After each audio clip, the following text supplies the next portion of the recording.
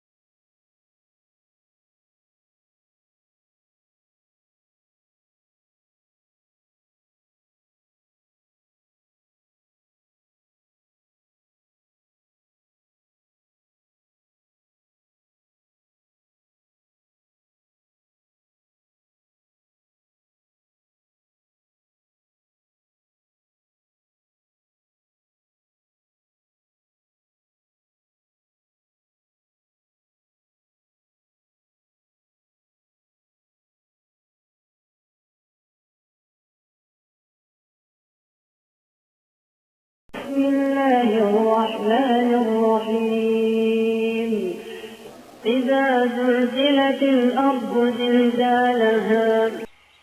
عبر مناطق الأرض بيابسها ومائها، وعبر توزعها الجغرافي المختلف من مكان إلى آخر، هناك مناطق ضعف في القشرة الأرضية تعبر لنا بلسانها الملتهب وصوتها العنيف عن قلقها وعدم استقرارها.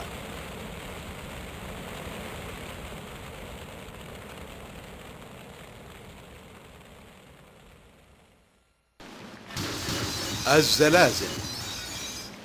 تعتبر الزلازل الصديقة الحميمة للبراكين، فهما يلتقيان معا في أماكن حدوثهما، إلا أنهما يفترقان عن بعض من زاوية النتائج المترتبة عن كليهما.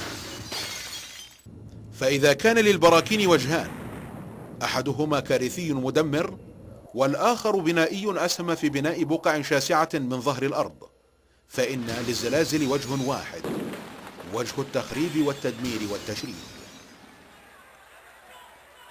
تعد الزلازل إحدى قوى التدمير الطبيعية التي لا تنذرنا لتجنبها، ولا تدع لنا فرصة للهروب منها. ولا تزال كلمة الزلزال كلمة رهيبة في حياة الإنسان المعاصر رغم تقدم العلوم والتكنولوجيا، كما كانت رهيبة في حياة الإنسان القديم. الإنسان لا يملك شيئا يقاوم به الزلزال، فهو نذير يذكره دائما بأنه يعيش فوق مادة حمراء جهنمية ملتهبة لا يفصله عنها سوى قشرة جبلية رقيقة لا يزيد سمكها عن 50 كيلومتر، وهذه القشرة ليست بالنسبة إلى الكرة الأرضية إلا بمثابة القشرة من ثمرة التفاح.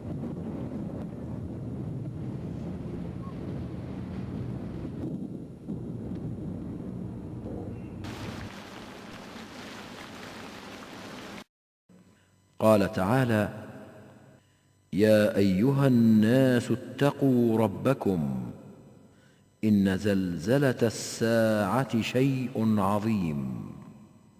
تعرف الزلازل على أنها حركات ارتعاشية يصاب بها سطح الأرض، ويشعر البشر بها على شكل هزات ضعيفة أو شديدة ناجمة عن وجود قوة تحريك هائلة في جوف الأرض. وتعرف بأنها حركات تموجية تصيب قشرة الأرض فتحدث بها شقوق وانكسارات يتبعها احتكاكات للأجسام الصخرية التي يتكون منها الغلاف الصخري، الأمر الذي يولد هزات متباينة الشدة والسرعة طبقا لتباين الطبقات الصخرية التي تخترقها. والجدير بالذكر أن هذه الظاهرة لا تزال توالي عملها في تشكيل وتعديل سطح الأرض بسبب عدم استقرار باطنها الذي زلازل الضحلة وهي التي تحدث على عمق أقل من 100 كيلومتر. الزلازل المتوسطة وهي تحصل على أعماق 100 إلى 300 كيلومتر. الزلازل العميقة وهي تحصل على أعماق 300 إلى 720 كيلومتر.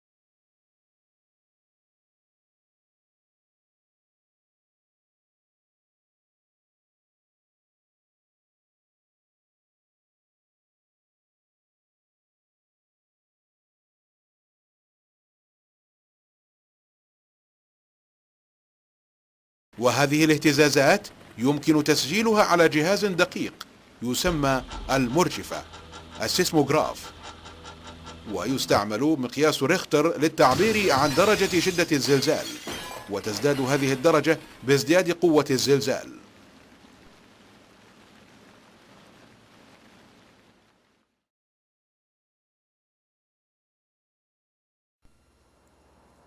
وأقدم زلزال رهيب سجله التاريخ هو زلزال إقليم شينسي الصيني الذي وقع عام 1556 ميلادية، ولقي أكثر من 8 ملايين نسمة في هذه الكارثة مصرعهم. ومن أعظم الزلازل كذلك زلزال مدينة طوكيو اليابانية، ففي عام 1923 ميلادية ضرب المدينة زلزال عنيف بقوة 8.3 درجة على مقياس ريختر، وتصادف الزلزال مع وجود طقس عاصف، حيث كان الضغط الجوي في اليابان منخفض على غير العادة. في طوكيو انهارت المباني، اشتعلت النيران في الحطام، ولم يكن هنالك ماء لمقاومة النيران بسبب تحطم محطات المياه، وهبت بعد ذلك ريح صرصر ساقت ألسنة اللهب عبر طرقات المدينة لتأتي على كل شيء. حاول الناس الهرب، لكن أبت النار إلا أن تلقي بالشرر عليهم، ولم يكن ذلك فحسب، بل وصل الخراب إلى المدن والقرى المجاورة، حيث بلغ عدد ضحايا هذا الزلزال 150 ألف شخص. بدأ الناس في الهجرة إلى مدينة كوبي اليابانية عن طريق البحر، تاركين خلفهم الخراب والدمار، وتمر عشرات السنين والوضع مستقر في هذه المدينة. لكن فجأة حصل ما لم يكن في الحسبان، ففي عام 1995 ميلادية صدر صوت عال جدا جعل الناس في غاية الذهول والدهشة، إذ تبعه هزة أرضية عنيفة أسقطت كل ما هو على سطح الأرض. وخلال 5 ثوان فقط استطاع الزلزال تدمير البيوت والمباني، واقتلع الأشجار، فتمددت الجسور على جنبات الطريق، وتشققت الأرض وتصدعت، وهرب الناس من كل مكان إلى أي مكان. تساقطت البيوت تلو البيوت، وتصدعت الأرض الصلبة وتشققت، فلم تطق حمل الجسور والمباني، وبدأ الحريق يدب في أرجاء المدينة.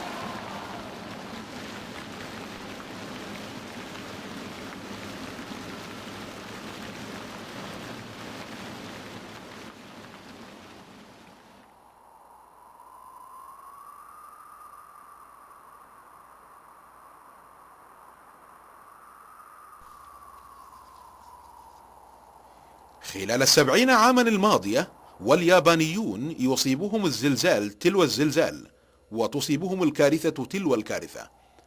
أما هذا الزلزال فيعتبر من أكثر الزلازل تحطيما وتدميرا، لقد جلب للمباني الخراب والدمار، وأشعل النيران في كل مكان، ليصطلي الناجي من تساقط الحجارة عليه بلهيب النيران المحرقة.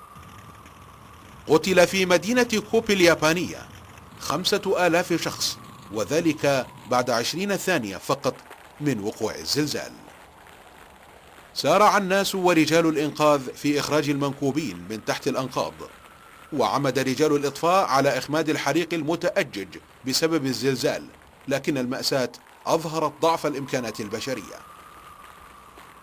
ومن المعلوم أن هذه المباني العالية وهذه البيوت المتناثرة على سطح المدينة قد بنيت وصممت مقاومة للزلزال وقاهرة له، ولكن كيف يمكنها ذلك وقد جاء أمر الله؟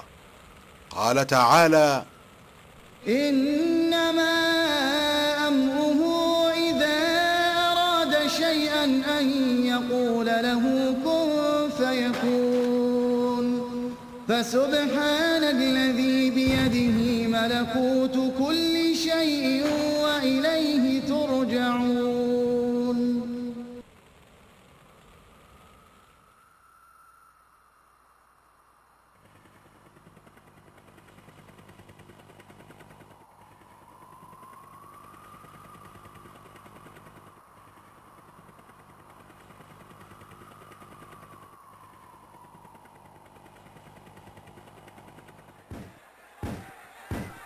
هذا الركام أمامنا كان قبل الزلزال مستشفى للأطفال، وبعد وقوع الزلزال انقض عليهم المبنى وتساقط على أجسامهم الصغيرة ليمزقها بلا رحمة.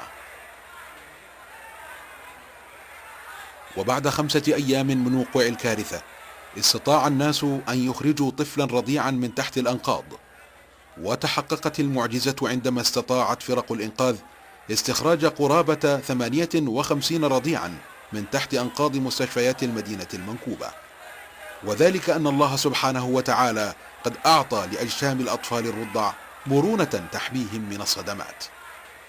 لكن هذه المعجزة كانت صغيرة مقارنة بالكارثة التي خلفها الزلزال، الذي لم يفرق بين المباني الطبية والمباني السياسية أو التجارية، ولم يفرق بين المنشآت والجسور والممتلكات، بل ضرب كل شيء، حتى المدارس لم تسلم من هذا العنف، فلقد تساقطت على من بداخلها من طلاب وطالبات.